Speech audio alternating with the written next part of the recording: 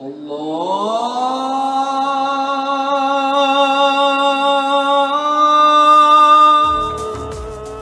এলে দ্রব্যমূল্যের ঊর্ধ্বগতিতে ক্রেতার জীবন যায় যায়। সবজি থেকে শুরু করে গরুর মাংস কিংবা খেজুরের চড়া দাম বাড়াতে ব্যস্ত সারা দেশের বিক্রেতারা। বিক্রেতাদের চাতুরতায় যখন হাঁসফাঁস করছে সাধারণ ক্রেতা, তখনই স্বস্তির বৃষ্টি হয়ে ঢাকার খিলগাঁওয়ে খলিল গোশত বিতানে 590 টাকায় গরুর মাংস কিনতে পেরে খুশি ঢাকাবাসী। সেই ধারাবাহিকতার রেশ কাটতে না কাটতেই দইয়ের দাম কমিয়ে আলোচনায় কুমিল্লার মুরাদনগর উপজেলার রামচন্দ্রপুরের দধি ব্যবসায়ী ইউসুফ মিয়া।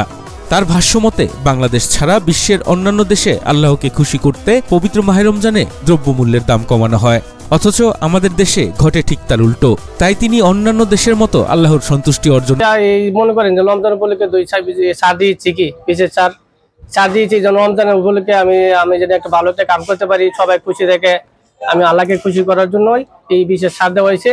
জানি আগে আমি বিক্রি করতাম এই 2 কেজি 350 টাকা, ওখান দিয়েছি 300 টাকা। আর দই কি আর ওখানে আগে বেচতাম 100 টাকা 180 টাকা, ওখান দিয়েছি 150 টাকা। আর গ্যালাস দিয়েছি 30 টাকা, ওখান আগে আসলো 35 টাকা। রোজার আগে যেখানে প্রতি কেজি দইয়ের দাম ছিল 180 টাকা, আর রমজান শুরু হতেই 30 টাকা কমে বিক্রি হচ্ছে 150 টাকায়। 2 কেজি দইয়ের মূল্য 350 টাকা থেকে কমিয়ে বিক্রি হচ্ছে 300 টাকায়। এছাড়াও প্রতি কাপ দই 35 টাকা থেকে কমিয়ে 30 টাকায় বিক্রি করছেন ব্যবসায়ী ইউসুফ। দুধের দাম অনেক বাড়া, চিনির দাম অনেক বাড়া।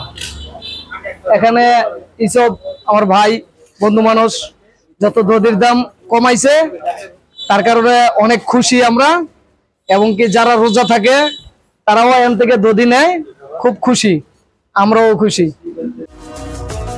দোকানের সামনে বড় করে ব্যানার টাঙিয়ে দইয়ের মূল্য কমিয়ে প্রশংসায় ভাসছেন এই ক্ষুদ্র ব্যবসায়ী।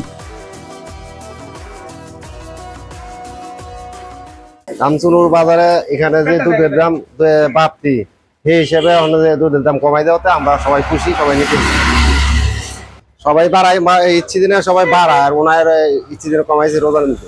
দীর্ঘ 25 বছর ধরে সুনামের সাথে খাঁটি দুধ থেকে সুস্বাদু দই তৈরি করে বিক্রি করে আসছেন ইউসুফ মিয়া। সুস্বাদু ও গুণগত মানসম্পন্ন হওয়ায় প্রতিদিনই দূর দূরান্ত থেকে দই কিনতে তার দোকানে ভিড় করে সাধারণ ক্রেতারা। Arifur Rahman, Asian television.